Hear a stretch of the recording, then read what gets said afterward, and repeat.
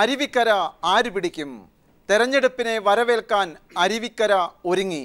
തെരഞ്ഞെടുപ്പിന് ഇനി 1 മാസത്തിലേറെ ഉണ്ടെങ്കിലും അരുവിക്കര നിവാസികളെ രാഷ്ട്രീയ ചൂട് ബാധിച്ചു കഴിഞ്ഞു.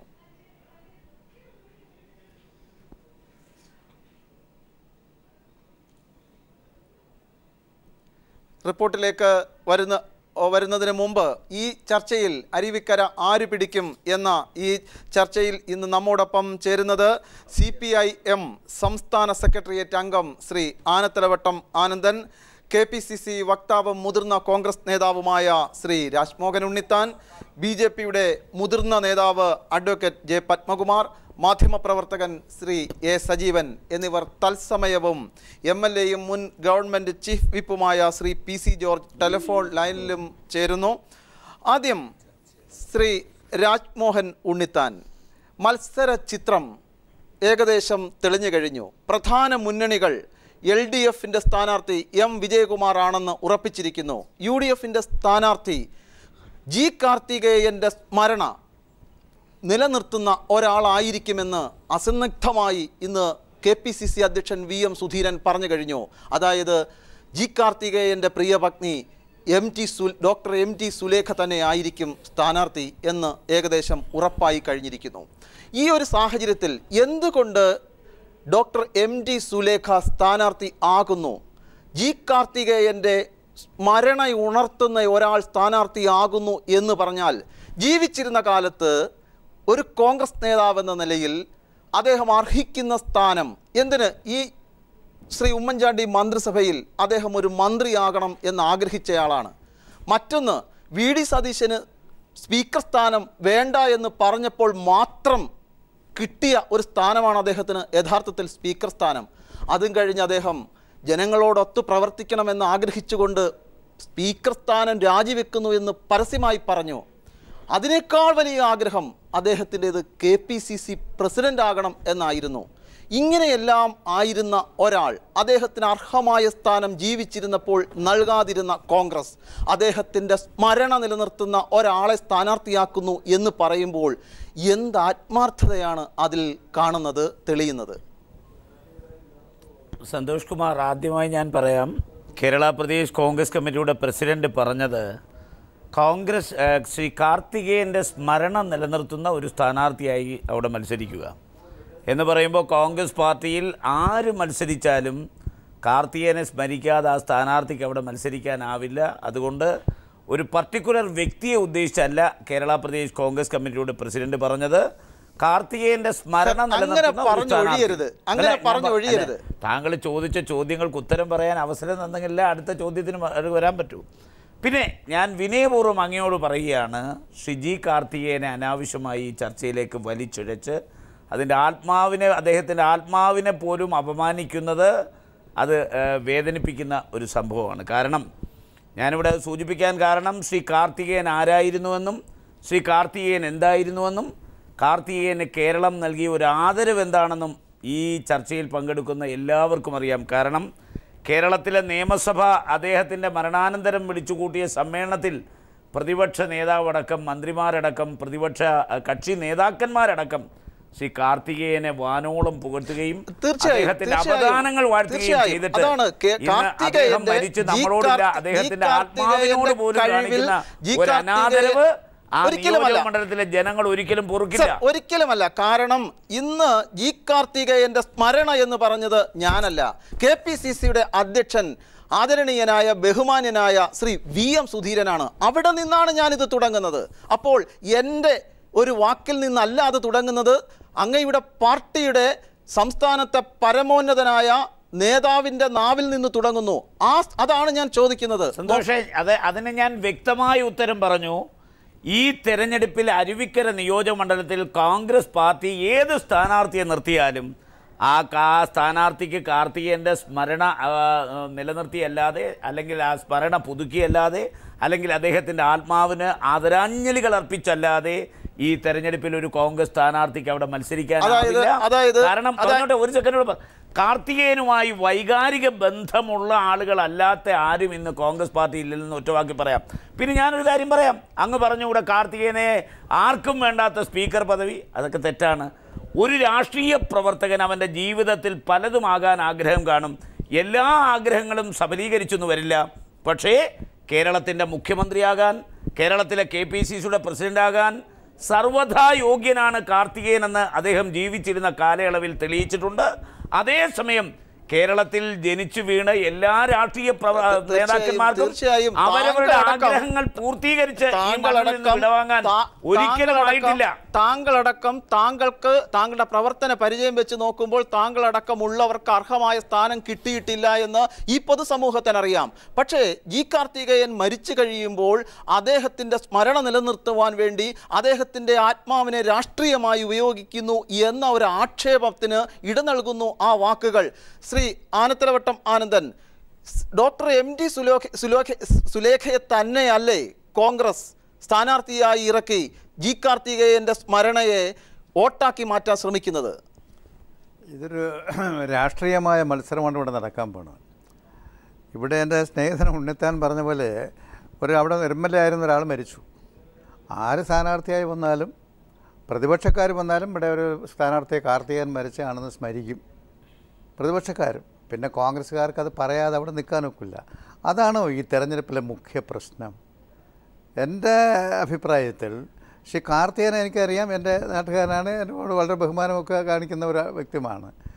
ഞങ്ങൾ ഒരുമിച്ച് നിയമസഭയിലൊക്കെ ഉണ്ടായിരുന്ന ആളാണ്. അദ്ദേഹം അഴിമതിക്കാരനായിരുന്നില്ല കാർത്തികേയൻ. ആരും അഴിമതിക്കാരനെന്ന് പ്രതിപക്ഷം പോലും പറഞ്ഞിട്ടില്ല. ഒരുപക്ഷേ കാർത്തികേയൻ ജീവിച്ചിരുന്നെങ്കിൽ ഈ UDFൻ്റെ ഇന്നത്തെ ഈ നിലപാടിനെതിരെ പരസ്യമായി അദ്ദേഹം വിരൽ ചൂണ്ടുമായിരുന്നു. സ്പീക്കറായിരുന്നെങ്കിൽ നിയമസഭയിൽ നടന്ന ഈ തോലത്തരം ഒന്നും അവിടെ നടക്കുമായിരുന്നില്ല. അങ്ങനെയൊക്കെ ഉള്ള ഒരു വ്യക്തിത്വം കാർത്തികേയനുണ്ട്.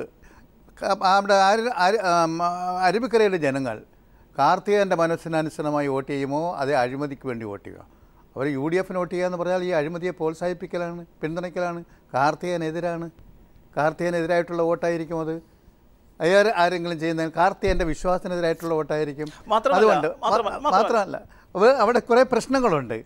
ഈ തെരഞ്ഞെടുപ്പ് എന്ന് പറയുന്നത് ഇവരെന്തെല്ലാം പറഞ്ഞാൽ പക്ഷേ എൻ്റെ സ്നേഹിതന് ഈ തെരഞ്ഞെടുപ്പ് UDF തോക്കുമെന്ന് സമ്മതിക്കാൻ ഒക്കില്ല. പക്ഷേ ദിവസങ്ങൾ കുറച്ചേ ഉള്ളൂ. അവസാനം അദ്ദേഹം സമ്മതിക്കേണ്ടി വരും. അതൊക്കെ വാദിച്ച് ജയിക്കാനൊക്കെ നല്ല മിടുക്കനാണ്. ഞാൻ ചോദിക്കും, എന്ത് കാരണം പറഞ്ഞാണ് ഇപ്പോൾ UDF തെരഞ്ഞെടുപ്പിൽ മത്സരിച്ച് ജയിക്കാൻ പോണത്? മന്ത്രിമാർ മുഴുവൻ അഴിമതിയുടെ പാണ്ടക്കെട്ടുമായി നടന്ന് നാട് മുഴുവൻ ചർച്ച ചെയ്യുന്നത് എപ്പോഴും ജയിലിൽ പോകുന്നുള്ള കാര്യത്തിൽ മാത്രം. ഡോക്ടർ MT സുലേഖ എന്ന സ്ഥാനാർത്ഥി ശ്രീ ജി കാർത്തികേയൻ്റെ സ്മരണ നിലനിർത്താൻ വേണ്ടി ഉള്ള ഒരു സ്ഥാനാർത്ഥി എന്ന് പറയുമ്പോൾ ജി കാർത്തികേയനോട് കോൺഗ്രസ് പാർട്ടി എന്ത് നീതി കാണിച്ചു എന്നത് നമുക്ക് ചർച്ച ചെയ്യേണ്ടി വരുന്നു. മാത്രവുമല്ല ശ്രീ രാജ്മോഹൻ ഉണ്ണിത്താൻ, ഇതേ കാര്യം ഒരു കാര്യം കൂടി ചോദിക്കുകയാണ്. അതായത് അദ്ദേഹം തിരുത്തൽവാദിയായിരുന്നു. ഇന്നത്തെ ആഭ്യന്തര വകുപ്പ് മന്ത്രി ശ്രീ ജി കാർത്തികേയൻ ഇന്നത്തെ ആഭ്യന്തര വകുപ്പ് മന്ത്രി ശ്രീ രമേശ് ചെന്നിത്തലയുടെയും നേതാവായിരുന്നു തിരുത്തൽവാദത്തിൽ ശ്രീ ജി കാർത്തികേയൻ. എന്തിനു വേണ്ടിയായിരുന്നു അദ്ദേഹത്തിൻ്റെ തിരുത്തൽവാദം? കുടുംബ വാഴ്ചയ്ക്കെതിരെയുള്ള തിരുത്തൽവാദമായിരുന്നു. K കരുണാകരൻ്റെ പിൻഗാമിയായി ശ്രീ K മുരളീധരനെ ഇരുത്താൻ വേണ്ടി ശ്രമിച്ചപ്പോൾ ആണ് തിരുത്തൽവാദമുണ്ടായത്. ആ ചരിത്രം ഞാൻ അങ്ങയോട് പറയേണ്ടതില്ല. അപ്പോഴാണ് ഇവിടെ വീണ്ടും കുടുംബത്തിലേക്ക് തന്നെ പോകുന്നത്. മറ്റൊരു തരത്തിൽ നോക്കിയാൽ ആ അർത്ഥത്തിൽ ഒരനാദരവ് ശ്രീ ജി കാർത്തികേയനോട് കോൺഗ്രസ് പാർട്ടി കാണിക്കുന്നു എന്ന് വ്യാഖ്യാനിച്ചാൽ? എൻ്റെ ബഹുമാന്യനായ സുഹൃത്ത് ശ്രീ ആനത്തലവട്ടം ആനന്ദൻ ഈ ഗവൺമെൻറ് നടത്തിയ അഴിമതിയെക്കുറിച്ച് ഇങ്ങനെ വാദോരാതെ സംസാരിക്കുന്നു. ഞാൻ എൻ്റെ ബഹുമാന്യനായ സുഹൃത്തിനോട് ചോദിക്കട്ടെ, ഇവരുന്നയിച്ച ഏതെങ്കിലും ഒരു ആരോപണം തെളിയിക്കാൻ ഇവരെ കൊണ്ടായോ? ഞാൻ പറയട്ടെ, അല്ല, ഈ ചോദ്യത്തിന് പ്രേക്ഷകർ കേട്ടോണ്ടിരിക്കുകയല്ലേ. സോളാർ കേസ് ആരോപണം ഉന്നയിച്ചു, ഞങ്ങൾ അന്വേഷണ കമ്മീഷനെ വെച്ചു, തെളിവ് കൊടുത്ത് ആ അന്വേഷണ കമ്മീഷൻ ഞങ്ങളെ കുറ്റക്കാരാണെന്ന് ശിക്ഷിക്കുന്നത് വരെ ഞങ്ങൾ ഒരു അഴിമതിയിലും പ്രതികളല്ല. രണ്ടാമത് നമുക്കറിയാം, ഒരു ബാർ മുതലാളി ആരോപണം കൊണ്ടുവന്നു. തൻ്റെ കയ്യിൽ ശബ്ദരേഖയുണ്ട്, ദൃശ്യരേഖയുണ്ട്. 3 മണിക്കൂറിനകം, 3 മണിക്കൂർ കഴിഞ്ഞ്, 3 ദിവസം കഴിഞ്ഞ്, 3 ആഴ്ച കഴിഞ്ഞ്, 3 മാസം. ഇപ്പോൾ ഇവരുന്നയിക്കുന്ന ആരോപണങ്ങളിലെല്ലാം അന്വേഷണ കമ്മീഷനെ വെക്കുന്ന പണി ഞങ്ങൾക്ക്. ഇപ്പോൾ ഇവർ പറയുന്ന അന്വേഷണ കമ്മീഷനെ വെച്ചാൽ മാത്രം പോരാ, തെളിവ് കൂടി നിങ്ങൾ ഉണ്ടാക്കി പ്രതിയാക്കി കേസെടുക്കണം. ഇത് എവിടുത്തെ ചർച്ചയിലേക്ക് നമുക്ക് വരാം. ആരോപണം ഉന്നയിക്കുന്നവരെ ഞാൻ ഉന്നയിച്ച കാര്യം ഇവിടെ ജി കാർത്തികേയൻ അദ്ദേഹം KSUവിൻ്റെ പ്രസിഡൻ്റായിരുന്നു, അദ്ദേഹം യൂത്ത് കോൺഗ്രസിൻ്റെ പ്രസിഡൻ്റായിരുന്നു, അദ്ദേഹം KPCCയുടെ വൈസ് പ്രസിഡന്റ് ആയിരുന്നു, അദ്ദേഹം ജനറൽ സെക്രട്ടറി ആയിരുന്നു, അദ്ദേഹം സിവിൽ സപ്ലൈസ് മന്ത്രിയായിരുന്നു, അദ്ദേഹം ഇലക്ട്രിസിറ്റി ബോർഡ് മന്ത്രിയായിരുന്നു, അദ്ദേഹം സ്പീക്കറായിരുന്നു. എന്തെല്ലാം സ്ഥാനമാനങ്ങൾ വെച്ചു. പക്ഷെ ഒരു കാര്യം താങ്കൾ പറഞ്ഞ് ഞാൻ പറയാം, തിരുത്തൽവാദം ഉണ്ടാക്കിയത് എന്തെങ്കിലും മക്കൾ രാഷ്ട്രീയത്തിനെതിരെയോ അല്ലെങ്കിൽ കുടുംബവാഴ്ചയ്ക്ക് എതിരാണെങ്കിൽ കാർത്തികേയൻ ജീവിച്ചിരിക്കുമ്പോൾ അദ്ദേഹത്തിൻ്റെ ഭാര്യയെക്കുറിച്ചോ മക്കളെക്കുറിച്ചോ അദ്ദേഹം ചിന്തിച്ചിട്ടില്ല, അദ്ദേഹം കൊണ്ടുവന്നിട്ടില്ല. അതുകൊണ്ടാണല്ലോ സാർ DCC പ്രസിഡന്റ് ആയിരുന്ന ശ്രീ K. മോഹൻകുമാർ പറഞ്ഞത് അരുവിക്കര മണ്ഡലം തന്നെ ഡോക്ടർ MD സുലേഖ കണ്ടിട്ടുണ്ടോ എന്ന് സംശയമാണെന്ന് ഒരു ഘട്ടത്തിൽ അദ്ദേഹം പറഞ്ഞിരുന്നു. ശ്രീ രാജീവ് ഗാന്ധി മരിച്ചതിന് ശേഷം ഇന്ത്യയിലെ കോൺഗ്രസ്സുകാർ എത്രയോ വർഷക്കാലം സോണിയാഗാന്ധിയുടെ പിറകിൽ നടന്ന് കോൺഗ്രസ് പ്രസിഡന്റാണ് ഏറ്റെടുക്കണമെന്ന് ആവശ്യപ്പെട്ടിട്ട് അവർ ഏറ്റെടുത്തത്. ശ്രീ കാർത്തികേയൻ മരിച്ചിട്ട് കേരളത്തിലെ കോൺഗ്രസ് നേതൃത്വം സുലേഖയോട് ആവശ്യപ്പെട്ടിട്ടുണ്ടെങ്കിൽ സുലേഖ ഒരിക്കലും പാർട്ടിയുടെ പുറകിന് പോയിട്ടില്ല, അവരുടെ കുടുംബം പോയിട്ടില്ല. ഞങ്ങൾക്ക് ശ്രീ കാർത്തികേയന് പകരം ഞങ്ങളുടെ കുടുംബത്തിലൊരു അംഗത്തെ ആക്കണമെന്ന് കോൺഗ്രസ് പാർട്ടി അങ്ങനെ ആവശ്യപ്പെട്ടാൽ ഒരുപക്ഷെ ആവശ്യപ്പെടുന്നതിന് കോൺഗ്രസ് പാർട്ടിക്ക് തക്കതായ കാരണങ്ങൾ കാണാം. അതുകൊണ്ട് കാർത്തികേയന്റെ കുടുംബം ഒരിക്കലും കാർത്തികേയന്റെ മനസാക്ഷിക്കെതിരായി പോയിട്ടില്ല. MD Sulekha തയ്യാറാകുന്നില്ലെങ്കിൽ Shri G. കാർത്തികേയന്റെ മകനെ ആക്കുന്ന ആലോചനയുണ്ടെന്ന് കൂടി മാധ്യമങ്ങൾ ചർച്ച ചെയ്യുന്നു. അതുകൊണ്ടാണ് ഞാൻ ആ കുടുംബം എന്നതിന് പ്രാധാന്യം കൽപ്പിച്ചതും തിരുത്തൽവാദം എന്ന ആ ഓർമ്മയിലേക്ക് പോയതും. സന്തോഷേ, മാധ്യമങ്ങളിൽ വരുന്ന എല്ലാ വാർത്തകൾക്കും അടിസ്ഥാനം ഉണ്ടാകണമെന്നില്ല.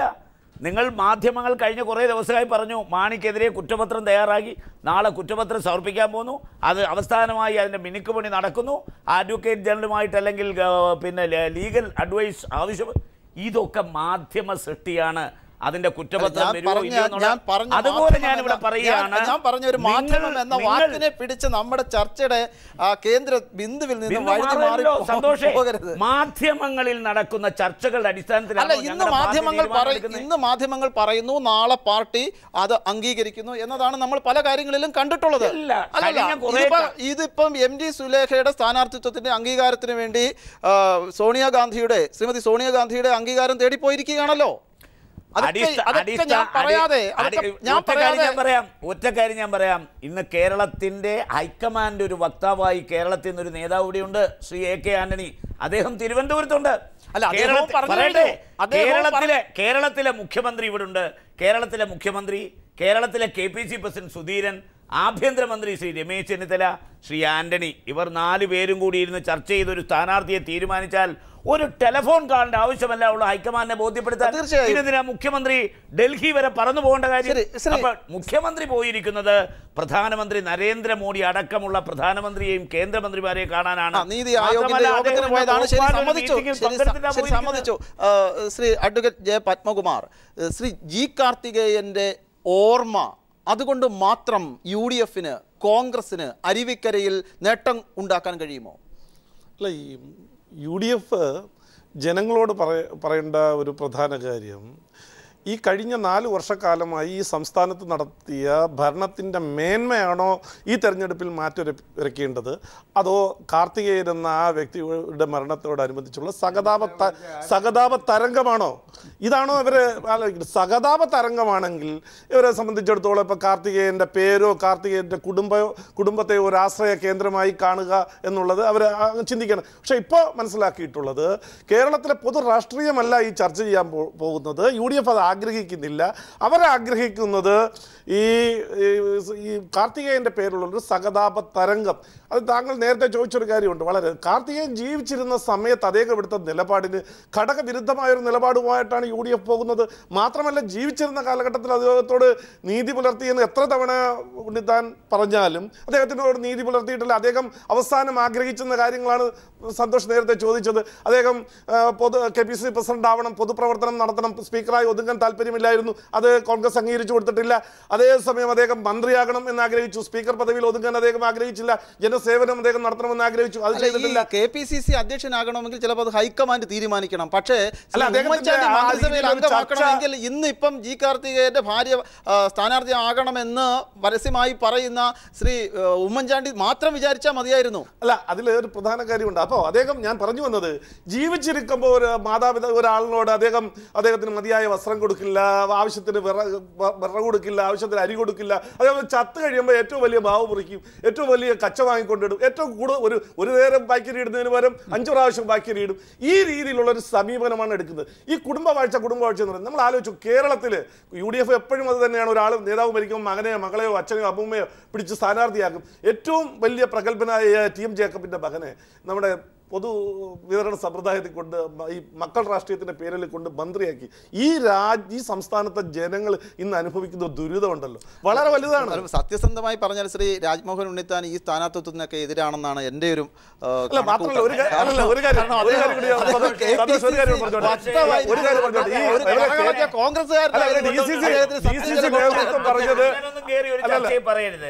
അങ്ങനൊന്നും കയറി ഒരു ചർച്ചയെ പറയരുത്. ഇവിടെ കാർത്തികേയനോട് നീതി പുലർത്തിയില്ലെന്ന് പറയുന്ന എൻ്റെ ബഹുമാന്യനായ സുഹൃത്ത് പത്മകുമാർ, ആ വന്ധ്യവയോധികൻ അദ്വാനിയോടൊന്ന് നീതി പുലർത്താൻ ആദ്യം പാർട്ടിയോട് പറയട്ടെ. ഞാൻ പറയുന്നത്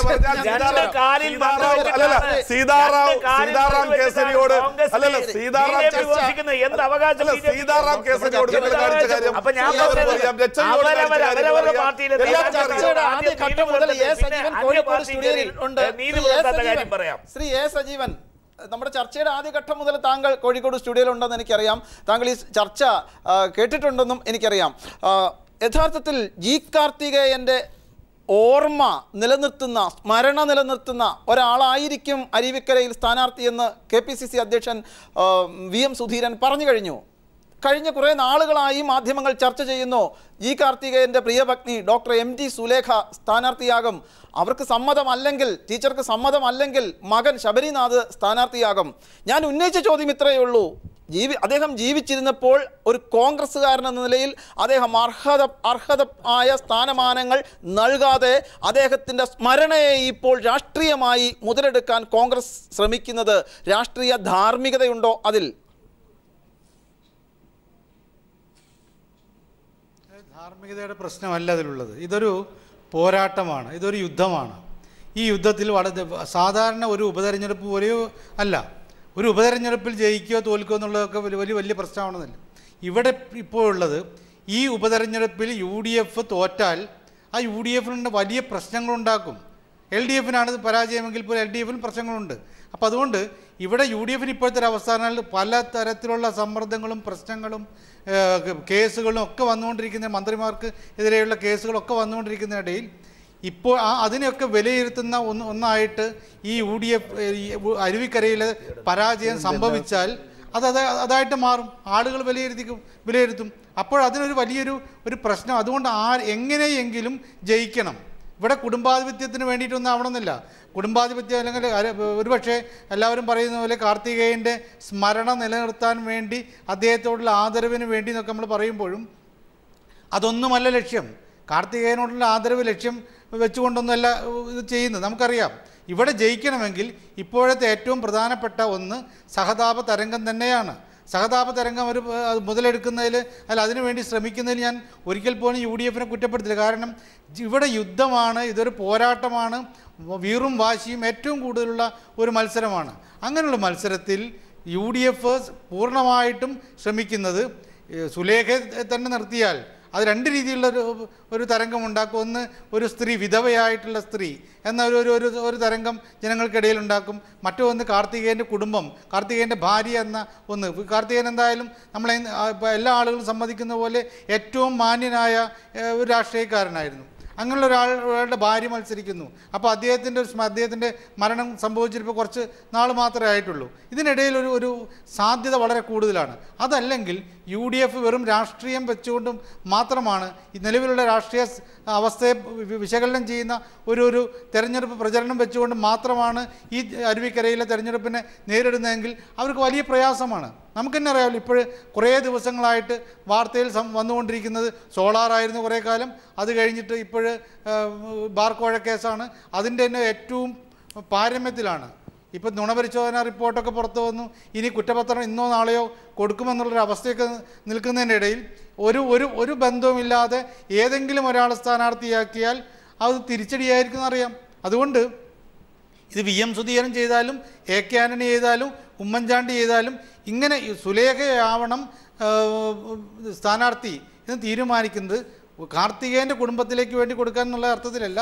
ആ ഒരു നിലപാട് വളരെ വ്യക്തമാണ്. ശ്രീ രാജ്മോഹൻ ഉണ്ണിത്താൻ, ശ്രീ എ സജീവൻ പറഞ്ഞത് ആണ് അതിന്റെ യഥാർത്ഥ രാഷ്ട്രീയം എന്ന് വേണമെങ്കിൽ നമുക്ക് പറയാം.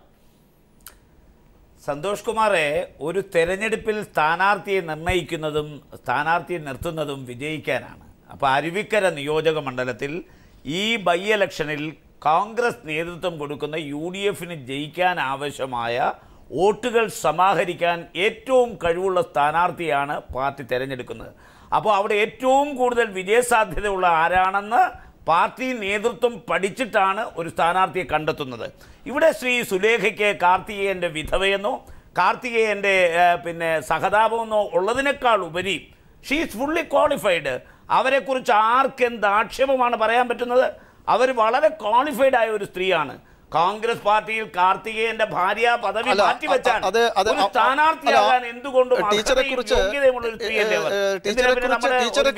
ഞാൻ നേരത്തെ സൂചിപ്പിച്ചു, മുൻ പ്രസിഡന്റ് സൂചിപ്പിച്ച കാര്യം ഞാൻ നേരത്തെ സൂചിപ്പിച്ചു. അരുവിക്കര മണ്ഡലം തന്നെ പൂർണ്ണമായും കണ്ടിട്ടുണ്ടോ എന്ന് സംശയമുള്ള ഒരാളാണ് ഡോക്ടർ MD സുലേഖ എന്ന് പറഞ്ഞത് ഞാനോ ശ്രീ ആനത്തലവട്ടം ആനന്ദനോ ഒന്നുമല്ല. അതേ സന്തോഷ് കുമാറെ, കഴിഞ്ഞ തവണ എറണാകുളം പാർലമെന്റിൽ മത്സരിച്ച സ്ഥാനാർത്ഥി എറണാകുളത്തിന്റെ ഒരു വാർഡ് കണ്ടിട്ടുണ്ടോ പറ? കഴിഞ്ഞ പാർലമെന്റിൽ മത്സരിച്ച ഇടതുപക്ഷ മുന്നണിയുടെ ഏതെങ്കിലും സ്ഥാനാർത്ഥി തൻ്റെ മണ്ഡലത്തിൽ ഒരു പ്രാവശ്യം ഒന്ന് മൂത്രം ഒഴിക്കാൻ പോയിട്ടുണ്ടോ? പിന്നെന്താ അവരെ സ്ഥാനാർത്ഥിയാക്കിയത്? അപ്പോൾ നമ്മളൊരു കാര്യം ചർച്ച ചെയ്യുമ്പോൾ പൂർവ്വകാലത്ത് നമ്മുടെ കാര്യങ്ങൾ കൂടി ചർച്ച ചെയ്യണം. അങ്ങനെയുള്ളവരെ ഇടതുപക്ഷ ജനാധിപത്യ മുന്നണി ഇവിടെ മക്കൾ രാഷ്ട്രീയത്തെ കുറിച്ച് പറഞ്ഞല്ലോ. ഞങ്ങളുടെ ഒരു അച്ഛനെയും മകനെയും ദത്തെടുത്ത പാർട്ടിയല്ലേ ഇടതുപക്ഷ പാർട്ടി? ഗണേഷ് കുമാറിനെയും അച്ഛനെയും കൂടെ ഒരുമിച്ച് ദത്തെടുത്ത പാർട്ടി. അങ്ങനെയാണോ? ദത്തെടുത്തോ? അവർ വന്നതല്ലേ, ഇടതുമുന്നണിയിലേക്ക് വന്നതല്ലേ, UDFിലെ പീഡനം സഹിക്കാൻ വക്താവാണ് ശ്രീ ഉണ്ണിത്താൻ. അദ്ദേഹം പറയുമ്പോൾ ആരാ ദത്തെടുത്തത്? അവർ രണ്ടുപേരും അവരുടെ അഭിപ്രായം പറഞ്ഞ് നടക്കുന്നത്. അച്യുതാനന്ദൻ ഫൈറ്റ് ചെയ്ത് പൂജപ്പുര ജയിലിലടച്ച അദ്ദേഹത്തിന് കൈ കൊടുക്കുന്ന ദൃശ്യം ഞങ്ങളെല്ലാം കണ്ടു. ആനത്തലവട്ടം കണ്ടില്ലേ? ഞാൻ ഉത്തരവാദി അല്ല, ഞാൻ കണ്ടു. ഞാൻ പറയട്ടെ, VS അച്യുതാനന്ദൻ ഒരു നിലപാടെടുത്തു, അഴിമതിക്കെതിരായ ഒരു യുദ്ധം നടത്തി, പോരാട്ടം നടത്തി, അവസാന ഫലം കണ്ടെത്തി. അതിനകത്ത് ഇപ്പോഴും VS അച്യുതാനന്ദൻ അഴിമതിക്കെതിരായ സമരത്തിൽ തന്നെയാണ് നിൽക്കുന്നത്. അപ്പോൾ ബാലകൃഷ്ണപിള്ള അദ്ദേഹത്തിനെതിരായിട്ടാണ് വിധി വന്നത്. ബാലകൃഷ്ണപിള്ള ഇപ്പോൾ പറയുകയാണ് ഈ ഗവൺമെൻറ് എടുക്കുന്ന ഈ മന്ത്രിമാരൊക്കെ അഴിമതിക്കാരാണ് എന്ന് പറഞ്ഞാൽ ബാലകൃഷ്ണപിള്ള പറഞ്ഞുകൊണ്ട് പറയണോ ഈ ഗവൺമെൻറ് നല്ലതാണെന്ന് VS അച്യുതാനന്ദൻ പറയണോ? VS അച്യുതാനന്ദൻ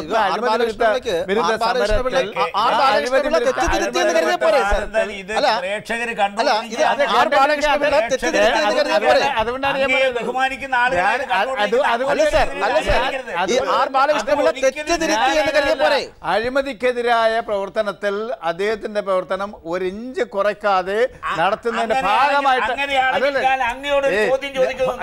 ഞാനിന്ന് പറഞ്ഞിട്ടാകട്ടെ, കായംകുളം കൊച്ചുണ്ണി മോഷണത്തിനെതിരെ പറഞ്ഞാൽ അങ്ങയുടെ പാർട്ടി കായംകുളം കൊച്ചുണ്ണിയെ പിടിച്ചുകൊണ്ട് മോഷണത്തിനെതിരെ ഒരു പോരാട്ടം നടത്തും. കായംകുളം കൊച്ചുണ്ണിയെ കുറിച്ച് ഞാൻ പറയട്ടെ, കായംകുളം കൊച്ചുണ്ണിയുടെ കാര്യം കഥ നമ്മൾ പറഞ്ഞാൽ അതിവിടെ പറയാൻ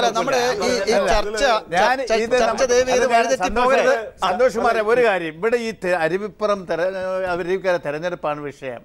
തെരഞ്ഞെടുപ്പിൽ രണ്ട് പാർട്ടിയും ജയിക്കാൻ പറ്റിയ സ്ഥാനാർത്ഥി, അവർക്കിപ്പോൾ ഈ സഹതാപ തരംഗത്തിൻ്റെ പേരിൽ ഒരു സ്ഥാനാർത്ഥിയെ നിർത്തി ജയിക്കാൻ ഒക്കുമെന്നാണ് നോക്കുന്നത്. അല്ലാതെ ഈ ഗവൺമെൻറ്റിൻ്റെ 4 വർഷക്കാലത്തെ ഭരണ നേട്ടങ്ങൾ പറഞ്ഞുകൊണ്ട് ഈ തെരഞ്ഞെടുപ്പിനെ നേരിടാൻ UDFന് സാധിക്കില്ല. അതിനൊരു സഹതാപ തരംഗത്തിന് സുലേഖയെ കൊണ്ട് നിർത്തി മത്സരിപ്പിച്ചോട്ടെ, മത്സരിച്ചാൽ ജയിക്കുമെങ്കിൽ ചിതാഭസ്മം കൊണ്ടുനടന്ന് വോട്ട് പിടിക്കുന്ന ഒരു പാരമ്പര്യമാണ് കോൺഗ്രസിനുള്ളത്. അരുവിക്കര ആര് പിടിക്കും ചർച്ചയിലേക്ക് തിരികെ വരാം. ശ്രീ രാജ്മോഹൻ ഉണ്ണിത്താൻ, അരുവിക്കര തെരഞ്ഞെടുപ്പ് ഫലം ഈ സർക്കാരിനെ കുറിച്ചുള്ള വിലയിരുത്തലായിരിക്കും എന്ന് സധൈര്യം മുഖ്യമന്ത്രി ഉമ്മൻചാണ്ടി പറഞ്ഞിരിക്കുന്നു. എന്തിൻ്റെ അടിസ്ഥാനത്തിലാണ്, ആത്മവിശ്വാസത്തിൻ്റെ അടിസ്ഥാനത്തിലാണ് മുഖ്യമന്ത്രി അത് പറയുന്നത്? കഴിഞ്ഞ 4 വർഷക്കാലമായി കേരളത്തിൻ്റെ മുഖ്യമന്ത്രി അദ്ദേഹമാണെന്നുള്ള ആത്മവിശ്വാസത്തിലാണ് അദ്ദേഹം അത് പറഞ്ഞിരിക്കുന്നത്. കാരണം കേരളത്തിൻ്റെ ചരിത്രത്തിൽ ഏറ്റവും കൂടുതൽ ഇൻഫ്രാസ്ട്രക്ചർ വികസനം ഉണ്ടായിരിക്കുന്ന ഒരു കാലഘട്ടമാണിത്. നമുക്കറിയാം, കണ്ണൂർ വിമാനത്താവളം കൊണ്ടുവന്നത് ഈ ഗവൺമെൻറ്റാണ്. അതിൻ്റെ ഉദ്ഘാടനം നടക്കാൻ പോകുന്നു. പറയട്ടെ. നമ്പർ 2, നമുക്കറിയാം കോഴിക്കോട്ട് അതുപോലെ തന്നെ തിരുവനന്തപുരത്ത് ലൈറ്റ് മെട്രോ വരാൻ പോകുന്നു. എറണാകുളത്ത് മെട്രോ തീവണ്ടി വന്നു. അതുപോലെ പിന്നെ എറണാകുളത്ത് സ്മാർട്ട് സിറ്റി, അതുപോലെ കിൻഫ്ര പാർക്കിൽ 1000 ഉദ്യോഗാർത്ഥികളെ സ്വയം അക്കമിട്ട് പറയുമ്പോൾ ഈ അക്കമിട്ട് പറയുന്നതിന് അപ്പുറം ഈ സർക്കാരിൻ്റെ പ്രതിച്ഛായ എന്ന് പറയുന്നത് അഴിമതിയിൽ മുങ്ങി നിൽക്കുന്നതാണ് എന്നൊരു ധാരണ പൊതുജനങ്ങൾക്ക് ഇടയിലുണ്ട്. അത് മറക്കരുത്. സന്തോഷ് കുമാറെ, ഈ ഗവൺമെന്റിനെ ആരോപണങ്ങളുടെ മുൾമുനയിൽ നിർത്തി ഇടതുപക്ഷ പ്രസ്ഥാനങ്ങളും BJPയും കൂടെ പൊരിക്കുന്ന സമയത്താണ് ഇന്ത്യൻ പാർലമെന്റിലേക്കുള്ള തെരഞ്ഞെടുപ്പ് നടന്നത്. അന്ന് മാർക്സിസ്റ്റ് പാർട്ടിയുടെ ബഹുമാന്യനായ സെക്രട്ടറി പിണറായി വിജയൻ പറഞ്ഞു, കേരളത്തിൽ നിന്ന് ഇത്തവണ ഒരു സീറ്റ് പോലും ഐക്യ ജനാധിപത്യ മുന്നണിക്ക് കിട്ടില്ലെന്ന്. അന്ന് സോളാർ കത്തിജ്വലിച്ച് നിൽക്കുമ്പോൾ ആ സോളാറിൻ്റെ പ്രഭയിൽ ഞങ്ങളൊക്കെ കത്തിക്കരിഞ്ഞു പോകുമെന്ന് പറഞ്ഞപ്പോൾ ഇടതുപക്ഷ ജനാധിപത്യ മുന്നണി 20 സീറ്റ് നേടുമെന്ന് പറഞ്ഞ പിണറായി വിജയന്റെ ആ വാക്കുകൾ വെറും കടലാസ് രേഖകളായി മാറി. അതിന് കൃത്യമായ മറുപടി ശ്രീ ആനത്തലവട്ടം ആനന്ദനുണ്ട്. അതിരിക്കട്ടെ, കേരളത്തിൽ കഴിഞ്ഞ ഈ ഗവൺമെൻറ് അധികാരം ഏറ്റെടുത്തിട്ട് 2 ബൈ ഇലക്ഷൻ നടന്നു. വേണം ഇപ്പം ആനത്തലയോട് ഉടനെ പറയും പിറവം അത് നിങ്ങളുടെ സീറ്റാ. ശരി, ഞങ്ങളുടെ സീറ്റാണ്. പക്ഷെ TM ജേക്കബിനെ പോലെ പരിണിതപ്രജ്ഞനായ ഒരു നേതാവ് വളരെ തുച്ഛമായ വോട്ടുകൾക്ക് ജയിച്ച പിറവത്ത് ഞങ്ങൾ 12,000 കൊണ്ട് ലീഡ് നേടിയില്ലേ? നിങ്ങളുടെ മാർക്സിസ്റ്റ് പാർട്ടിയിലെ ഒരാൾ ജീവഭയം കൊണ്ട് അഭയം ചോദിച്ച് അങ്ങടുത്ത് വന്നു, സെൽവരാജ്. കാര്യം ചന്ദ്രശേഖരനെ തട്ടിക്കളഞ്ഞ അടുത്ത തട്ടല് സെൽവരാജാന്ന് പറഞ്ഞ് അദ്ദേഹം പറഞ്ഞു, എന്നെ കൊല്ലാൻ അവർ തീരുമാനിച്ചു, എനിക്ക്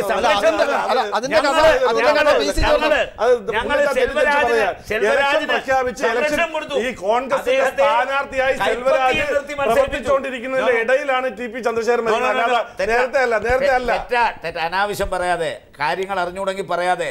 ചന്ദ്രശേഖരൻ പറയട്ടെ, ചന്ദ്രശേഖരൻ മരിച്ച തീയതി, അവിടെ തെരഞ്ഞെടുപ്പ് നടക്കുന്ന ദിവസം ചന്ദ്രശേഖരന്റെ വീട്ടിൽ അച്യുതാനന്ദൻ പോയി. അതാ പത്മകുമാർ പറയുന്നത്, ചന്ദ്രശേഖരനെ കൊന്ന തീയതി അതല്ല, ചന്ദ്രശേഖരൻ മരിച്ചു.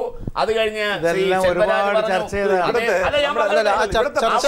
അവിടെ മാർക്സിസ്റ്റ് പാർട്ടിയുടെ ചിഹ്നമായ അരിവാൾ ചുറ്റിക നക്ഷത്രത്തിൽ ജയിച്ച ഒരു സ്ഥാനാർത്ഥിയാണ് സെൽവരാജ്. ഞങ്ങളുടെ KPCC ജനറൽ സെക്രട്ടറി ശ്രീ പിന്നെ തമ്പാനൂർ രവി അവിടുത്തെ MLA തോപ്പിച്ച നേതാവാണ്. ശ്രീ ഉമ്മൻചാണ്ടിയുടെ ആത്മവിശ്വാസത്തെ കുറിച്ചാണ് താങ്കൾ ഇതുവരെ പറഞ്ഞത്.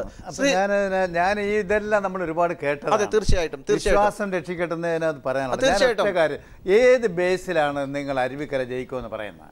കാർത്തികേയൻ ജീവിച്ചിരുന്ന അവസരത്തിൽ ആണല്ലോ പാർലമെൻറ്റ് തെരഞ്ഞെടുപ്പ് നടന്നത്. ആ പാർലമെൻറ്റ് തെരഞ്ഞെടുപ്പിൽ എന്തായിരുന്നു സ്ഥിതി? കാർത്തികേയൻ എത്ര വോട്ടാണ് കിട്ടിയത്? 56,411 വോട്ട് പാർലമെൻറ്റ് UDFന് കിട്ടിയ സ്ഥാനത്ത് ആ പാർലമെൻറ്റ് തെരഞ്ഞെടുപ്പിൽ കിട്ടിയ എത്രയെന്ന് അറിയുമോ? 47,841 വോട്ട്. 9,000 വോട്ട് കുറഞ്ഞു. അതിൽ മാത്രമല്ല അവിടെ 9,000 വോട്ട്. അതിൽ മാത്രമല്ല അവിടെ കാർത്തികേയൻ മത്സരിക്കുമ്പോൾ പ്രധാന ഈ നേതാക്കന്മാർ മത്സരിക്കുന്ന സമയത്ത് കാർത്തികേയന്റെ ഭൂരിപക്ഷം കുറഞ്ഞിട്ടുണ്ട്. അതെ, ആകെ കിട്ടിയ ഭൂരിപക്ഷം 3,272, 3,000 എന്റെ കണക്കുണ്ട്. ഞാൻ പറഞ്ഞു തീരട്ടെ. അതാണ് ഞാൻ പറഞ്ഞത്. വിഷയം ചർച്ച ചെയ്യാൻ സമ്മതിക്കില്ല. അല്ലല്ല, പാർലമെന്റ് ഇലക്ഷന്റെ വോട്ടിംഗ് പാറ്റേണും അസംബ്ലി തെരഞ്ഞെടുപ്പിന്റെ വോട്ടിംഗ് പാറ്റേണും തദ്ദേശ സ്വയംഭരണ സ്ഥാപനങ്ങളുടെ വോട്ടിംഗ് പാറ്റേണും ഡിഫറന്റ് ആണ്. അപ്പൊ അങ്ങനെയാണെങ്കിൽ മുമ്പേ പറഞ്ഞ കാര്യം പിൻവലിക്കേണ്ടി വരും. അങ്ങനെയാണെങ്കിൽ മുമ്പേ പറഞ്ഞ കാര്യം പിൻവലിക്കേണ്ടി വരും. കാരണം ഞാനിവിടെ പറയുന്നു, നേരത്തെ പറഞ്ഞതിനകത്ത് 25 വർഷക്കാലമായി UDF നിരന്തരമായി വോട്ടിംഗ് പാറ്റേൺ ഓരോ തെരഞ്ഞെടുപ്പിലും വ്യത്യസ്തമാണ്. സമ്മതിച്ചല്ലോ. കഴിഞ്ഞ പിറവം ഇലക്ഷൻ ഞങ്ങൾ ജയിച്ചു. ഈ തെരഞ്ഞെടുപ്പിലെ ചർച്ച പ്രധാനമായിട്ട് കേൾക്കുന്നത് നമ്മുടെ കേരളത്തിന്റെ പൊതു രാഷ്ട്രീയം അവിടെ ചർച്ച ചെയ്യപ്പെടും. തീർച്ചയായും വികസനം, അവിടുത്തെ വികസനം അവിടെ ചർച്ച ചെയ്യപ്പെടും. പൊതു രാഷ്ട്രീയം ചർച്ച ഞാൻ എനിക്ക് സമയം തന്നത് പൂർത്തിയാക്കാൻ എന്റെ സ്നേഹിതൻ സമ്മതിച്ചില്ല. അതിനകത്ത് ബഹളം ഉണ്ടാക്കി. പാർലമെന്റ് തെരഞ്ഞെടുപ്പിന്റെ മാനദണ്ഡം ക്ലിയറായി ഒരു കാര്യം തന്നെ, എങ്ങനെ നിങ്ങൾ ജയിക്കും എന്നുള്ളതിന് ശ്രീ ഉണ്ണിത്താൻ ഇവിടെ പറയും. നാട്ടുകാർ കേൾക്കട്ടെ. ഞാൻ പറയട്ടെ. ഞാൻ പറഞ്ഞു എന്റെ വിഷയം പറഞ്ഞിട്ടാകട്ടെ. 2011 തെരഞ്ഞെടുപ്പിൽ കാർത്തികേയന് 56,491 വോട്ട് കിട്ടി. അദ്ദേഹം ജീവിച്ചിരിക്കുമ്പോൾ നടക്കുന്ന ലോക്സഭാ തെരഞ്ഞെടുപ്പ് വന്നപ്പോൾ 47,000, 9,000 വോട്ടാണ് കുറഞ്ഞിരിക്കുന്നത്. ഞങ്ങളുടെ വോട്ട് 45,000 നിന്ന് 50,000 വോട്ട് വർദ്ധിച്ചു. 7,000 വോട്ട് ഞങ്ങൾക്ക് കൂടി, 9,000 വോട്ട് ഞങ്ങൾക്ക് കുറഞ്ഞു. കാർത്തികേയന്റെ ചിതാവസ്ഥ മുമ്പ് കൊണ്ടുവന്ന് വോട്ട് പിടിക്കാൻ ശ്രമിക്കുമ്പോൾ നിങ്ങൾ കൂട്ടിച്ചേർക്കാനുണ്ട്. സമ്പത്ത് 4000 വോട്ട് ലീഡ് ചെയ്ത സാഹചര്യം ഉണ്ടായി. ഇപ്പൊ 4000 വോട്ട് ലീഡ് ചെയ്ത പുള്ളി അത് 9000 5000 പുള്ളിയുടെ കയ്യിൽ നിന്ന് ആനത്തലവട്ടം പറയുന്നു 9000. ഭൂരിപക്ഷത്തിന്റെ കേസല്ല പറഞ്ഞത്. ഞാൻ ഭൂരിപക്ഷത്തിന്റെ കേസ് ഭൂരിപക്ഷത്തിന്റെ കാര്യം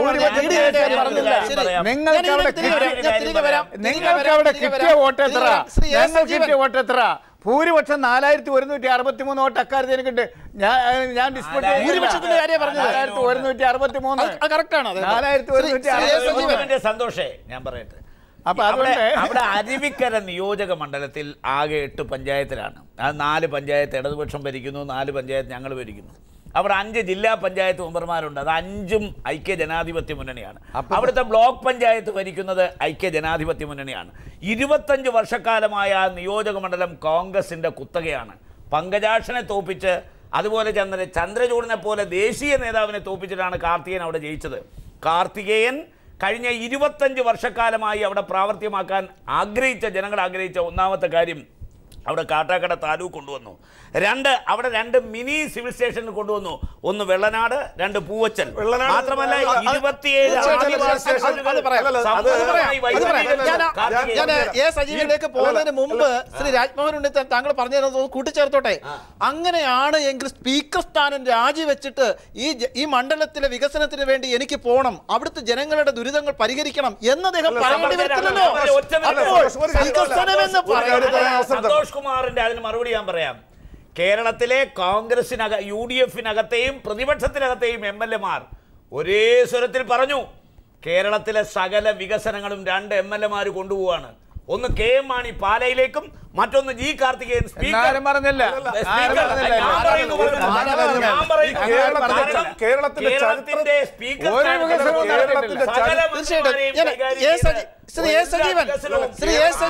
മുഖ്യമന്ത്രി ഉമ്മൻചാണ്ടി തന്റെ സർക്കാരിന്റെ വിലയിരുത്തലായിരിക്കും അരുവിക്കര എന്ന് ആത്മവിശ്വാസത്തോടെ പറയുന്നത് എന്തുകൊണ്ടാണ്? ശ്രീ എ സജീവൻ. ഇല്ല, തീർച്ചയായിട്ടും മുഖ്യമന്ത്രിക്ക് അത് പറയേണ്ടി വരും. കാരണം മുഖ്യമന്ത്രിക്ക് അതല്ലാതെ പറയാൻ കഴിയില്ല. കാരണം അദ്ദേഹം ഭരിച്ചുകൊണ്ടിരിക്കുമ്പോൾ 4 വർഷം അദ്ദേഹം ഭരിച്ചു കഴിഞ്ഞു. ഇനി ഇപ്പോഴും ഞങ്ങൾ അരുവിക്കരയിൽ തോൽക്കുമെന്ന് മുഖ്യമന്ത്രി പറയില്ലല്ലോ. മുഖ്യമന്ത്രി തീർച്ചയായിട്ടും പറയേണ്ടത് ഇത് തന്നെയാണ്. പക്ഷേ നമ്മളിപ്പോൾ പറയുന്നത്, നേരത്തെ രാജ്മോഹൻ പറഞ്ഞൊരു കാര്യമുണ്ട്, നടപ്പാക്കിയ പല പദ്ധതികളെക്കുറിച്ചും. അതിൻ്റെ കൂടെ തിരുവനന്തപുരത്തെയും കോഴിക്കോട്ടെയും ലൈറ്റ് മെട്രോയുടെ കാര്യം പറഞ്ഞു. ഞാൻ കോഴിക്കോട്ടാണ് ഇരിക്കുന്നത്, കുറേ കാലമായിട്ട് കോഴിക്കോട്ടുള്ള ഒരാളാണ്. അപ്പോൾ ഇവിടെ ലൈറ്റ് മെട്രോ നടപ്പാക്കിയത് ഞാൻ കണ്ടിട്ടില്ല. അപ്പം പ്രഖ്യാപനങ്ങളാണ്, പ്രഖ്യാപിച്ചിട്ടില്ല. അങ്ങനെ അതിപ്പോഴും നടപ്പാകും. നേരത്തെ ലൈറ്റ് മെട്രോ പോലും ആയിരുന്നില്ലല്ലോ, മോണോറെയിലായിരുന്നു. മോണോറെയിൽ പിന്നീട് മാറി ലൈറ്റ് മെട്രോ എന്ന് പറഞ്ഞു. ലൈറ്റ് മെട്രോ പോലും വേണ്ട, പിന്നീട് മീഡിയം മെട്രോ ആവാമെന്ന് പറഞ്ഞു. അങ്ങനെ പലതും പല രൂപത്തിൽ പറഞ്ഞിരുന്നു. ഇപ്പോഴും വ്യക്തത വരാത്ത പ്രഖ്യാപനത്തിൽ മാത്രം ഒതുങ്ങി നിൽക്കുന്ന ഒന്നാണത്. അപ്പോൾ അത്തരം പദ്ധതികൾ പ്രഖ്യാപിച്ചുകൊണ്ട് അതൊരു നേട്ടമായിട്ട് പറയാൻ പറ്റില്ല. നടപ്പാക്കിയ പദ്ധതികൾ പറഞ്ഞ് അവർക്ക് വോട്ട് പിടിക്കാം, നല്ല കാര്യമാണ്. പിന്നെ വിജയിക്കുമെന്ന് തീർച്ചയായിട്ടും പ്രത്യാശിക്കാം. അതിനു വേണ്ടി തന്നെയാണ് അവർ ഈ സഹതാപ തരംഗം ഉൾപ്പെടെയുള്ള കാര്യങ്ങൾ വെച്ചുകൊണ്ട് ഇവിടെ സ്ഥാനാർത്ഥിയെ നിർത്തുന്നത്.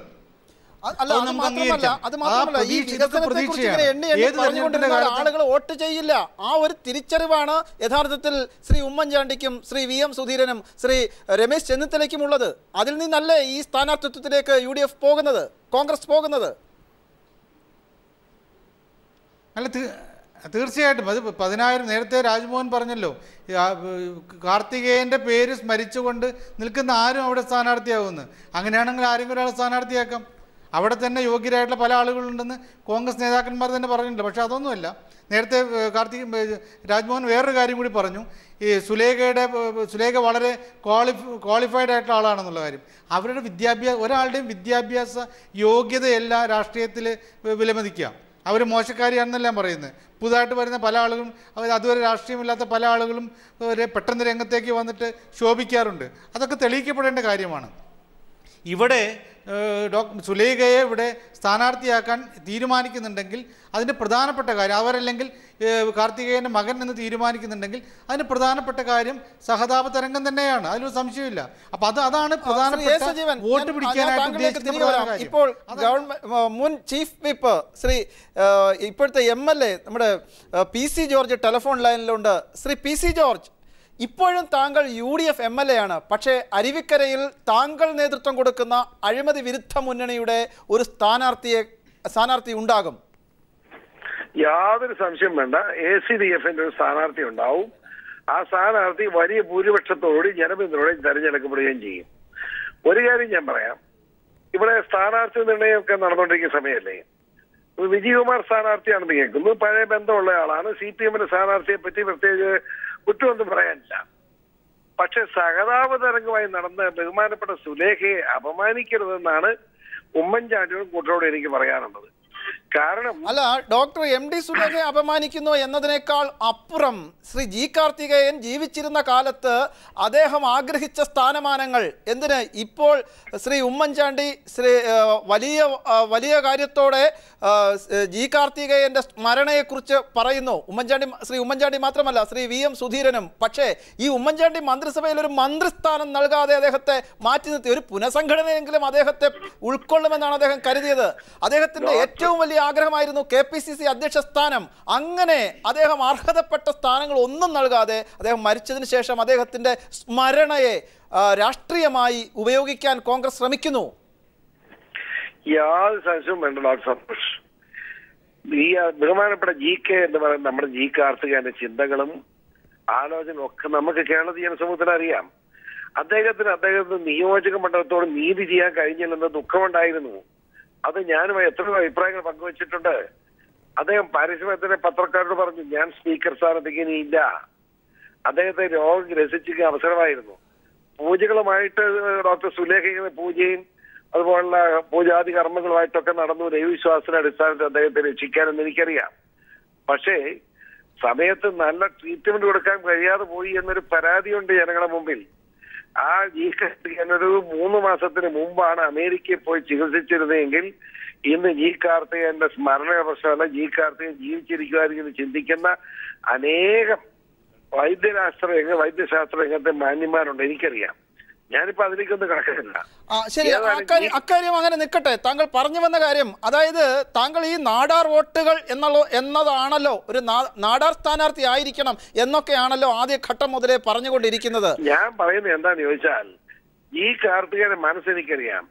ഈ കാർത്തികേയൻ ഒരിക്കലും വംശാധിപത്യത്തിന് കൂട്ടു നിൽക്കുന്നവനല്ല, കുടുംബാധിപത്യത്തിന് കൂട്ടു നിൽക്കുന്നവനല്ല.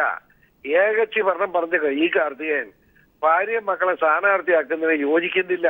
അതിവിടെ നേരത്തെ നമ്മൾ ചർച്ച ചെയ്തിരുന്നു. അദ്ദേഹത്തിന്റെ പ്രസിദ്ധമായ തിരുത്തൽവാദം എന്നത് കുടുംബാധിപത്യത്തിനെതിരെ, ശ്രീ K കരുണാകരന്റെ കുടുംബാധിപത്യത്തിനെതിരെ ആയിരുന്നു എന്നൊക്കെ നമ്മളിവിടെ ചർച്ച ചെയ്തിരുന്നു. പിന്നെ എങ്ങനെയാണ് ഈ ഡോക്ടർ സുലേഖ സ്ഥാനാർത്ഥിയാകുന്നത്? സുലേഖയെ പറ്റി പലതരം അപാകതകളും പരാതികളും ഒക്കെ ഉണ്ട്. അതിപ്പോ പറയുന്ന മര്യാദയില്ല. GKയുടെ ഭാര്യ ആയതുകൊണ്ടാണ് ഞാൻ പറയാത്തത്. എന്താന്ന് ചോദിച്ചാൽ GKയുടെ ഭാര്യ ആ കുടുംബത്തെ വേദനിപ്പിക്കുന്നത് എനിക്ക് ഇഷ്ടമില്ല. അല്ല, കുടുംബത്തെ വേദനിപ്പിക്കുന്ന കാര്യങ്ങളൊന്നും ദയവ് ചെയ്ത് പറയരുത്. പക്ഷേ താങ്കൾ UDFന്റെ MLA ആയി നിന്നുകൊണ്ട്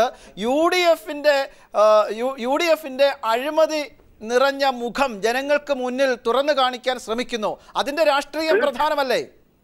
വളരെ സത്യമാണ്. ഒരു സംശയം വേണം. ഇത്രയും അഴിമതി മുങ്ങിക്കൊളിച്ചൊരു ഗവൺമെന്റ് ഉണ്ടായിട്ടില്ല. ഉമ്മൻചാണ്ടിക്കും KM മാണിക്കും അല്ല, അഴിമതിക്കെതിരെയാണ് താങ്കളുടെ യുദ്ധമെങ്കിൽ താങ്കൾ ഒരു സ്ഥാനാർത്ഥിയെ നിർത്തിയത് കൊണ്ട് എന്ത് ഫലം കിട്ടാനാണ്? അതിനകത്തെ ഫലമുള്ളൂ. അല്ല, നമ്മുടേത് മുന്നണി സംവിധാനമുള്ള രാഷ്ട്രീയമാണല്ലോ സർ. ഞാൻ പറയട്ടെ ഡോക്ടർ സന്തോഷേ, ഒരു മുന്നണി രാഷ്ട്രീയത്തിൽ ആ മുന്നണി തകർന്ന് തരിപ്പണമായി. ചില നിയമങ്ങളുണ്ട്, കാലുമാറ്റ നിരോധന നിയമമൊക്കെ രാജ്യം നിൽക്കുക. ആ നിയമത്തിന്റെ പരിധി നിന്നുകൊണ്ട് എനിക്ക് ചെയ്യാൻ കഴിയുന്നത് എന്താണെന്ന് ചോദിച്ചാൽ, അഴിമതി തുറന്നു കാണിച്ചുകൊണ്ട് UDF തകർച്ചയൊക്കെ തുറന്നു കാണിച്ചുകൊണ്ട് ആ മുന്നണിക്കെതിരെയുള്ള ജനങ്ങളെ സംഘടിപ്പിച്ച് വോട്ട് പിടിച്ച് ACDFന്റെ ചെയർമാൻ എന്ന നിലയിൽ വോട്ട് പിടിക്കുക എന്നതാണ്. അപ്പൊ ആ നിലയ്ക്ക് അതിനുള്ള ശ്രമമാണ് നടക്കുന്നത്. യാതൊരു സംശയമില്ല. നാടാർ കമ്മ്യൂണിറ്റിയാണ് അവിടുത്തെ പ്രമുഖ സമൂഹം. ആ സമൂഹത്തിന്റെ എല്ലാ പിന്തുണയും കിട്ടുന്നത്. അല്ല, അത് വളരെ വ്യക്തമാണ്, വളരെ വ്യക്തമാണ് താങ്കളുടെ നിലപാട്. എൻ്റെ ചോദ്യം ഇതാണ്, താങ്കൾ അഴിമതിക്കെതിരെയാണ് യുദ്ധം ചെയ്യുന്നതെങ്കിൽ കേരളത്തിൽ നിലവിലുള്ളത് മുന്നണി സംവിധാനം, മുന്നണി രാഷ്ട്രീയമായിരിക്കെ, അത് ശക്തമായിരിക്കെ താങ്കൾ ഒരു സ്ഥാനാർത്ഥിയെ നിർത്തുമ്പോൾ അത് ആരെ സഹായിക്കാനാണ്? അതാണ് പ്രശ്നം. ഇവിടുത്തെ കേരളത്തിലെ ജനങ്ങളുടെ ഈ കാരണവന്മാർ 60 കഴിഞ്ഞവരുടെ കിളവന്മാരുടെ മനസ്സിലുള്ളതാണ് രണ്ട് മുന്നണി. ഇവിടെ സോഷ്യൽ മീഡിയ നിങ്ങൾ എടുത്ത് പരിശോധിച്ചോളൂ. അവർക്ക് രണ്ട് മുന്നണിയില്ല. അവർ അഴിമതിക്കെതിരാണ് ചെറുപ്പക്കാർ. ഒരു 18 വയസ്സിന് 24 വയസ്സിന് ഇടയ്ക്ക് പ്രായമുള്ള ചെറുപ്പക്കാരുടെ മനസ്സ്, അതാണ് ചെറുപ്പക്കാർ. അവരുടെ മനസ്സ് ഇവിടെ UDF LDF എതിരാണ്. ആ സാഹചര്യത്തിൽ അല്ല, UDF LDF എതിരായിട്ടുള്ള വോട്ടുകൾ, UDF LDF എതിരായിട്ടുള്ള വോട്ടുകൾ, കുറെ വോട്ടുകൾ BJP പിടിക്കും, കുറെ വോട്ടുകൾ കുറെ സുകുമാർ പിടിക്കും, കുറെ വോട്ടുകൾ ആം ആദ്മിയുടെ സ്ഥാനാർത്ഥി പിടിക്കും. അപ്പോൾ അഴിമതി വിരുദ്ധ മുന്നണിയുടെ സ്ഥാനാർത്ഥി നാടാർ വോട്ടുകൾ മാത്രം പിടിക്കും. അങ്ങനെ വരില്ലേ? തെറ്റാണ്. നിങ്ങൾ എന്താ പറയുന്നത്? 57,000 മെമ്പർഷിപ്പുള്ള DHR പരസ്യമായിട്ട് പിന്തുണന്നിരിക്കുക. SDP എന്ന് പറഞ്ഞ രാഷ്ട്രീയ കക്ഷി മുസ്ലിം സമുദായത്തിന് ഏറ്റവും കൂടുതൽ വോട്ട് സ്വാധീനമുള്ള സംഘടന, അവര് പരസ്യമായിട്ട് പിന്തുണന്നിരിക്കുക. അങ്ങനെ ഇപ്പൊ പറയുന്നില്ല, പല സംഘടനകളും നമുക്ക് പിന്തുണന്നിരിക്കുക. ശരിയാണ്, താങ്കൾ പറയുന്നത് ശരിയാണ്, താങ്കളുടെ കണക്കുകളും ശരിയായിരിക്കാം. പക്ഷേ വളരെ ലളിതമായി ചോദിച്ചു കഴിഞ്ഞാൽ UDFന്റെ അഴിമതിയെ തുറന്നു കാണിക്കുവാൻ, അതിന് കനത്ത പ്രഹരമേൽപ്പിക്കാൻ കഴിയണമെങ്കിൽ UDFനെ നേർക്കുനേർ നിന്ന് നേരിടുന്ന ഒരു മുന്നണി സംവിധാനത്തെ പിന്തുണയ്ക്കുന്നതല്ലേ ഏറ്റവും പ്രസക്തമായിട്ടുള്ള കാര്യം? അതിനിപ്പോ ചെയ്യാവുന്ന ഏറ്റവും നല്ല കാര്യം, ആ ചോദ്യത്തിന് ഉത്തരം ഇതാ. ആ ACDF സ്ഥാനാർത്ഥി നിർത്തിക്കുക അഴിമതിക്കെതിരെയുള്ള പോരാട്ടമാണ്. ഇടതുപക്ഷത്തിന് നമ്മളെ സപ്പോർട്ട് ചെയ്യാം. അവിടെ വരാൻ പോകുന്ന ഏറ്റവും മാന്യമായ സ്ഥാനാർത്ഥി ഞങ്ങളുടെ സ്ഥാനാർത്ഥിയായിരിക്കും. UDFനും വേണേ പിന്തുണ തന്നു, ഞങ്ങൾക്ക് എതിരൊന്നുമില്ല. UDFനും വേണേ പിന്തുണ തരാം, ഞങ്ങൾക്ക് എതിരൊന്നുമില്ല. ഞങ്ങൾക്ക് ആര് വോട്ട് ചെയ്താലും ഞങ്ങൾ മേടിക്കും. ആ നിലയ്ക്ക് യാതൊരു സംശയമില്ല. വോട്ടിടുമ്പോ അധികൃതർ തെരഞ്ഞെടുപ്പ് കഴിഞ്ഞ് വോട്ടിടുമ്പോ കേരള രാഷ്ട്രീയത്തിൽ അത്ഭുതങ്ങൾ സൃഷ്ടിച്ചുകൊണ്ട് താങ്കളുടെ യഥാർത്ഥ ലക്ഷ്യം UDFനെ ഒരു പാഠം പഠിപ്പിക്കുക എന്നത് തന്നെയാണ്. തീർച്ചയായും UDFനെ തകർത്ത് 4ാം സ്ഥാനത്തേക്ക് വിടും. യാതൊരു തർക്കവും വേണ്ട. 1ാം സ്ഥാനത്ത് ഞങ്ങൾ വരും, 2ാം സ്ഥാനത്ത് CPM, 3ാം സ്ഥാനത്ത് മറ്റു മുന്നിൽ, 4ാം സ്ഥാനത്തേക്ക് കോൺഗ്രസ് തള്ളപ്പെടും. യാതൊരു തർക്കവും വേണ്ട. അത് 1ാം സ്ഥാനത്ത് ആര് വരും എന്നത് താങ്കളുടെ ഒരു മഹത്തായ സ്വപ്നമാണ്. ഹലോ, 1ാം സ്ഥാനത്ത് ആര് വരും എന്നുള്ളത് താങ്കളുടെ ഒരു മഹത്തായ സ്വപ്നമാണെന്ന് ഞാൻ പറയുകയായിരുന്നു. അരുവിക്കര ആര് പിടിക്കും ഈ ചർച്ച അവസാന ഘട്ടത്തിലേക്ക് പോവുകയാണ്. ശ്രീ രാജ്മോഹൻ ഉണ്ണിത്താൻ, സർക്കാരിൻ്റെ വിലയിരുത്തലാണ് എന്ന് പറയുമ്പോൾ താങ്കൾ മുമ്പേ കുറേ വികസന കാര്യങ്ങളൊക്കെ ചൂണ്ടിക്കാണിച്ചു. പക്ഷേ ഞാനോ താങ്കളോ ഒന്നുമല്ല പറഞ്ഞത്. KPCCയുടെ ഉപാധ്യക്ഷൻ ശ്രീ VD സതീശനാണ് പറഞ്ഞത്, ഈ സർക്കാർ ഉമ്മൻചാണ്ടിയുടെ സർക്കാർ അഴിമതിയുടെ കരിനിഴലിലാണ് എന്ന്. അങ്ങനെ ഒരു സർക്കാരിനെ ജനങ്ങൾ വിലയിരുത്തുമ്പോൾ അത് വിജയം എങ്ങനെ ഉണ്ടാകാനാണ്? 10,000 കോൺഗ്രസ് നേതാക്കന്മാരുള്ളൊരു പാർട്ടിയാണ് ഈ പാർട്ടി. അതിനകത്ത് ഏതെങ്കിലും ഒരാൾ പറയുന്നതിന് നമ്മൾ ഹൈലൈറ്റ് ചെയ്യേണ്ട കാര്യമില്ല. കാരണം ആരെങ്കിലും ഒരാൾ ഒരു മീഡിയയിൽ പറയുന്നത് ഹൈലൈറ്റ് ചെയ്തിട്ട് അതാണ് പാർട്ടിയുടെ അഭിപ്രായം അല്ലെങ്കിൽ കോൺഗ്രസിലെ വ്യക്തികളുടെ അഭിപ്രായം എന്ന് വരുത്തുക തെറ്റാണ്. ഞാൻ ഒരു കാര്യം വളരെ ദുഃഖകരമായി ഡോക്ടർ സന്തോഷ്, ഞാനൊന്ന് പറയട്ടെ. ഈ ചർച്ചയിൽ പങ്കെടുക്കുന്ന നമ്മൾ പാനത്തല വട്ടാനന്ദുണ്ട്, അത് കോഴിക്കോട്ട് സജീവുണ്ട്, ഇവിടെ ശ്രീ പത്മകുമാറുണ്ട്. ഇവിടെ ചർച്ചയിൽ പങ്കെടുത്തുകൊണ്ട് ഒരാൾ പറഞ്ഞു, എന്തായാലും ഒരു കാര്യം ഞാൻ പറയാം, മരിച്ച കാർത്തികേയനോട് സുലേഖയ്ക്കുള്ള ബന്ധം ഈ ചർച്ചയിൽ പങ്കെടുക്കുന്ന ആർക്കുമില്ല, അത് നിഷേധിക്കാൻ പറ്റില്ല. മാത്രമല്ല കാർത്തികേയൻ്റെ അസുഖം അദ്ദേഹം പുറത്തറിയിച്ച നിമിഷം തന്നെ സംസ്ഥാന ഗവൺമെൻറ് അദ്ദേഹത്തിൻ്റെ ജീവൻ രക്ഷിക്കാൻ വൈദ്യശാസ്ത്രത്തെ കൊണ്ട് എന്തൊക്കെ ചെയ്യാനാകുമോ അതെല്ലാം ചെയ്തിട്ടുണ്ട്. അത് ആ കുടുംബം കൃതജ്ഞതാപൂർവ്വം സ്മരിക്കും. കാർത്തികേയനെ സിംഗപ്പൂരിൽ കൊണ്ടുപോയി, കാർത്തികേയനെ അമേരിക്കയെ കൊണ്ടുപോയി, കാർത്തികേയനെ ബാംഗ്ലൂർ ഏറ്റവും നല്ല കേരള ഗവൺമെന്റ് കാർത്തികേയന് ആയുസ് കൊടുക്കാനാവില്ല. നിർത്തിയാൽ ഈ ഗവൺമെന്റ് ഒരാൾ പോലും കേരളത്തിൽ പറയില്ല. ഇല്ല, തീർച്ചയായിട്ടും എന്റെ ചോദ്യം പിന്നെ കാർത്തികേയന്റെ ഭാര്യയെ വ്യക്തിപരമായി ആക്ഷേപിച്ചുകൂടെ? അതാ ഞാൻ പറഞ്ഞത്, ഈ ചാനൽ ചർച്ചയിൽ വരുന്നവർ കുറെ മര്യാദ കാണിക്കണം. ആരെക്കുറിച്ച് എന്തും പറയും എന്നൊരു സ്ഥിതി ശരിയല്ല. കാരണം അദ്ദേഹത്തിന്റെ വേർപാടുണ്ടാക്കിയിരിക്കുന്ന ദുഃഖത്തിൽ നിൽക്കുന്ന ഒരു സ്ത്രീയെ ഒരു തെരഞ്ഞെടുപ്പിന്റെ പേരിൽ അവമാനിക്കുക, ഒരിക്കലും പാടില്ല. ഡോക്ടർ എം ഡി സുലേഖ വളരെ അധ്യാപികയായിരുന്നു, ഉന്നതമായ പദവികളൊക്കെ അംഗീകരിച്ചിട്ടുള്ള ആളാണ്, നല്ലൊരു ടീച്ചർ തന്നെയാണ്, അത് സംശയമൊന്നുമില്ല. പക്ഷേ അരുവിക്കരയിലെ തെരഞ്ഞെടുപ്പ്, എന്റെ ചോദ്യത്തിന്റെ ഉത്തരം പറഞ്ഞില്ല. അരുവിക്കരയിലെ തെരഞ്ഞെടുപ്പ് തന്റെ സർക്കാരിന്റെ വിലയിരുത്തലാണെന്ന് ശ്രീ ഉമ്മൻചാണ്ടി പറയുമ്പോൾ പാർട്ടിയുടെ ഉപാധ്യക്ഷൻ, KPCC വൈസ് പ്രസിഡന്റ് അഴിമതിയുടെ കരിനിഴലിൽ നിൽക്കുന്നതാണ് ഈ സർക്കാർ. ജനങ്ങൾ എങ്ങനെ വോട്ട് ചെയ്യും? അല്ല, ഞാൻ പറഞ്ഞത് ഇപ്പോൾ മാർക്സിസ്റ്റ് പാർട്ടിയിൽ പിണറായി വിജയൻ പറയുന്നതും കോടിയേരി ബാലകൃഷ്ണൻ പറയുന്നതല്ലോ പ്രതിപക്ഷ നേതാവ് പറയുന്നത്. ശരി,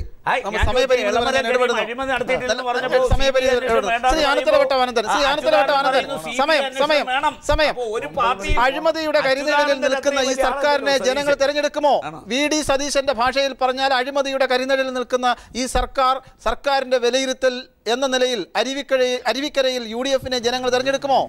അല്ല, അത് VD സതീശൻ പറഞ്ഞ മാത്രമല്ല. VD സതീശൻ കോൺഗ്രസിലെ 10,000-ങ്ങളിൽ ഒരാളെന്ന് പറഞ്ഞ പോലെ ശ്രീ AK ആന്റണിയും 10,000-ങ്ങളിൽ ഒരാളല്ലല്ലോ. AK ആന്റണി എന്താ പറഞ്ഞത്? കാശ് കൊടുക്കാതെ ഒരു കാര്യം ഈ ഗവൺമെന്റ് നടക്കില്ല പറഞ്ഞില്ലേ? കരിമല്ലല്ലോ ഭരിക്കുന്നത്, സമയപരിമിതി ഞാൻ ഇടപെടുന്നു. പെട്ടെന്ന് ഒറ്റ വാചകത്തിൽ ഉത്തരം പറയട്ടെ. ഈ ഗവൺമെന്റ് ഗവൺമെന്റിന്റെ വിലയിരുത്തലാണ് ഈ തെരഞ്ഞെടുപ്പെന്ന് ശ്രീ ഉമ്മൻചാണ്ടി പറഞ്ഞതിനെ ഞങ്ങൾ അംഗീകരിക്കുന്നു, ഞങ്ങൾ ആ വെല്ലുവിളി സ്വീകരിക്കുന്നു. തീർച്ചയായും ഈ കേരളത്തിന്റെ പൊതുരാഷ്ട്രീയവും അതുപോലെ തന്നെ അരുവിക്കര മണ്ഡലത്തിന്റെ വികസന പ്രശ്നങ്ങളും ചർച്ച ചെയ്താൽ UDF-നും LDF-നും ആശ്വാസം നൽകുന്ന ഒരു റിസൾട്ട് ആയിരിക്കില്ല അവിടെ ഉണ്ടാക്കാൻ പോകുന്നത്. തീർച്ചയായും 140 മണ്ഡലങ്ങളിൽ ഏറ്റവും പുറകിലോട്ട് പോയൊരു മണ്ഡലമാണ്. അവിടുത്തെ ജനപ്രതിനിധികൾ MLA കോൺഗ്രസ്സുകാരനായിരുന്നു, MP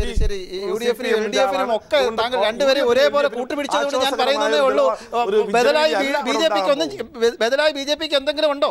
തീർച്ചയായിട്ടും ഈ തെരഞ്ഞെടുപ്പിൽ BJP ഈ പ്രശ്നങ്ങൾ പറയുമ്പോൾ ഒരു സ്ഥാനാർത്ഥി പോലും ഇതുവരെ മുമ്പോട്ട് വന്നിട്ടില്ല. ശരി, ശ്രീ A സജീവൻ, ഈ സർക്കാരിന്റെ വിലയിരുത്തലാണ് അരുവിക്കര ഫലം എന്ന് ശ്രീ ഉമ്മൻചാണ്ടി പറയുമ്പോൾ അഴിമതിയുടെ കരിനിഴലിൽ നിൽക്കുന്ന ഒരു സർക്കാരിന് തുടരാൻ, അതിന് സർട്ടിഫിക്കറ്റ് കൊടുക്കാൻ അരുവിക്കരയിലെ ജനങ്ങൾ തയ്യാറാകുമോ? അല്ല, തീർച്ചയായിട്ടും ഇത്തരം കാര്യങ്ങളൊക്കെ ഈ ചർച്ച വരുമല്ലോ. ഇരു മുന്നണികൾക്കും വേണ്ടത്ര സമയമുണ്ട് ഇക്കാര്യം അരുവിക്കരയിലെ ജനങ്ങളോട് പറയാൻ. മറ്റെവിടെയും തിരഞ്ഞെടുപ്പില്ലാത്തതുകൊണ്ട് ഈ കാര്യങ്ങളെല്ലാം അവതരിപ്പിക്കാനും ജനങ്ങളുടെ മനസ്സ് മാറ്റിയെടുക്കാനും ഒക്കെ ജനങ്ങളെ ബോധ്യപ്പെടുത്താനും ഒക്കെ ഇരു മുന്നണികൾക്കും അവകാശമുണ്ട്. ഇത് എങ്ങനെ അരുവിക്കരയിലെ ജനങ്ങൾ എങ്ങനെ സ്വീകരിക്കുമെന്നുള്ളതാണ് നമ്മൾ നോക്കേണ്ടത്. അതേസമയം തന്നെ ശ്രീ വെള്ളാപ്പള്ളി നടേശനെ പോലുള്ള ആളുകളൊക്കെ ഇപ്പോഴേ തന്നെ അദ്ദേഹം ഒരു അവിടുത്തെ കുറച്ച് സ്വാധീനമുള്ള ഒരു പ്രസ്ഥാനത്തിൻ്റെ നേതാവ് കൂടിയാണ്. അദ്ദേഹത്തെ പോലെ ചില ആളുകൾ ഇപ്പോഴേ അഭിപ്രായം പറഞ്ഞു കഴിഞ്ഞു പല സ്ഥാനാർത്ഥികളെക്കുറിച്ചും. അപ്പോൾ അതൊക്കെ തീർച്ചയായിട്ടും നമുക്ക് എങ്ങനെ ഫലമായിട്ട് മാറുമെന്നുള്ള കാര്യം കണ്ടറിയേണ്ടതുണ്ട്. എന്തായാലും ഇത് സാധാരണഗതിയിലൊന്നുള്ളതായിരിക്കില്ല.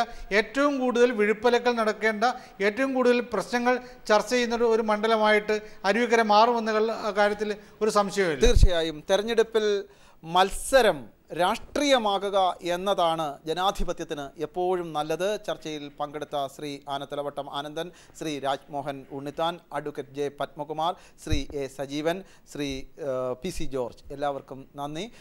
ന്യൂസ് ആൻഡ് വ്യൂസിൻ്റെ ചർച്ച ഇവിടെ പൂർണ്ണമാകുന്നു.